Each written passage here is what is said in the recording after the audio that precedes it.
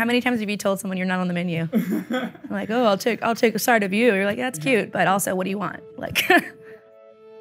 So when the Me Too movement started going this summer, it just started accelerating, right? Then it seemed like every 3 days, you know, a big famous guy would go down for harassment or sexual assault. What were you guys thinking when you started reading those headlines?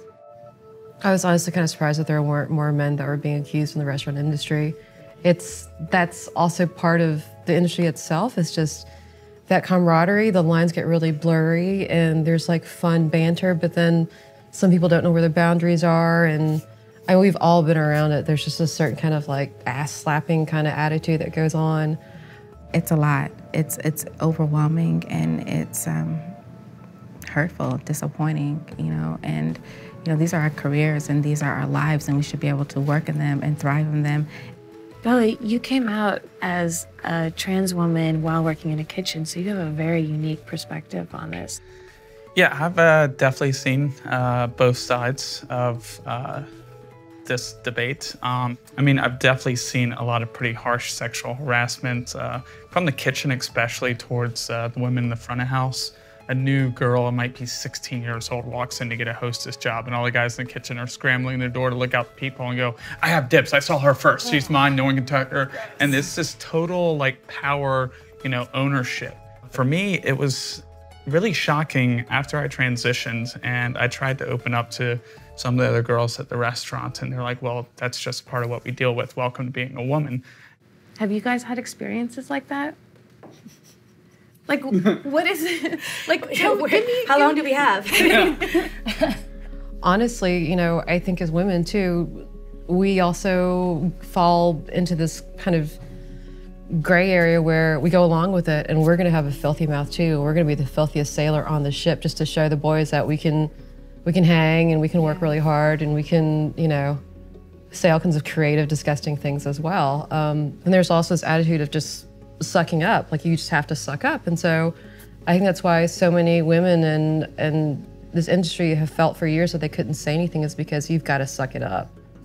But like, for instance, there was one time where a guest had hugged me from the side and cut my breast and like jiggled my breast.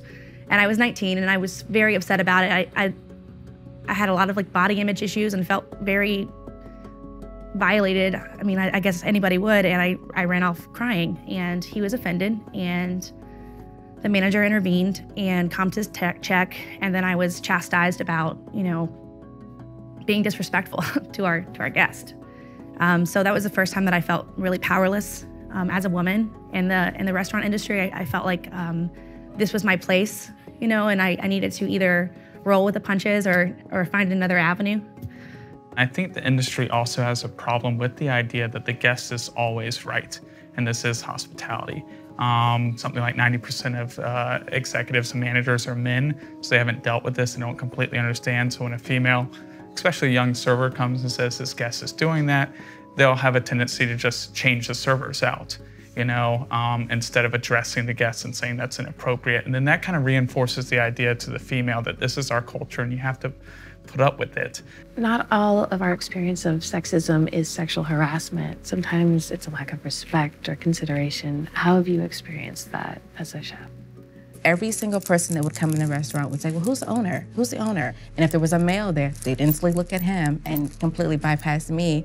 And I had my battles with it as far as being frustrated or, you know, being mad and not trying to display anger in the front of them. But then I began to chuckle about it because I got to hear them say, you know, she's the owner, she's gonna help you. But at the same time, it's still. Yeah. It's still going on. Yeah, every day. It happens a lot behind the bar. For the last 4 years, any role that I've had in the restaurant has been in management, running the bar and training all onboarding staff. And I'd see somebody with an empty drink and I'm like, oh, can I notice you're on E? Can I refill that for you? Oh no, he'll make it for me. Like, oh, it's okay, like I can make it too. I'd love to make you a drink. Oh no, I just know he knows how, you know, no offense or anything. I'm like, you know what's funny about that is it's my recipe that I taught him. You know, I actually hired him as a bar back, trained him everything he knows. But Sure, he's busy, but it's also a condition of being a woman that I'm just gonna be doubted. I'm still not a great bartender. I'm a great female bartender. That's a qualifier I can't shake. I think when they find out, when they say, oh, well, you're the owner, or, you're the manager, that's cute. Good for you. Yeah. Look at you living life, It's true, though. It's true. Cynthia, have you had clashes with male management who have a very old-fashioned way of thinking? Yeah, for sure. I've worked for men who didn't really see gender. You were either good for the company and good for them, or you were not, and that was all there was to it. And I've worked for men who did not think men and women should earn the same amount of money. And it just varies. It's you pick and choose, and I've been lucky to be able to say, I don't think I'm really going to work for this person who was frozen back in the 50s and reanimated and now has opened a restaurant. People are afraid that the Aziz Ansaris of the world will be punished at the same level as Harvey Weinstein when their crimes are not as bad. How do you guys think about that, about this kind of sliding scale? There has to be a sliding scale. I mean, a shoplifter is not a murderer. And there's a spectrum of bad behavior, and the whole spectrum needs to be recognized. Not every guy is a bad guy. There are different degrees of bad behavior, and a lot of what's now being recognized as bad behavior has been so enriched in culture that it's really hard to navigate. But maybe you're also guilty of some things that you hadn't recognized before, or that no one really recognized before because these conversations weren't happening. And there has to be willingness here to speak up about someone who is very established and say, oh no, this person's a total creep, and everybody in town knows this person's a total creep. Do you think more conversations like that will help us progress? Absolutely. Absolutely.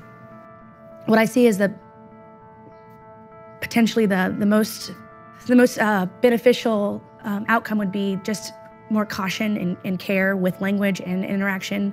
It'd be great if the people who did violate face some sort of justice, but or any consequence. I'd rather them just not do those things anymore. Some of those people are still very influential, and I wouldn't want to jeopardize not just my career, but my reputation, my relationships by outing somebody who, in a more modern, safe context would be considered a sexual predator.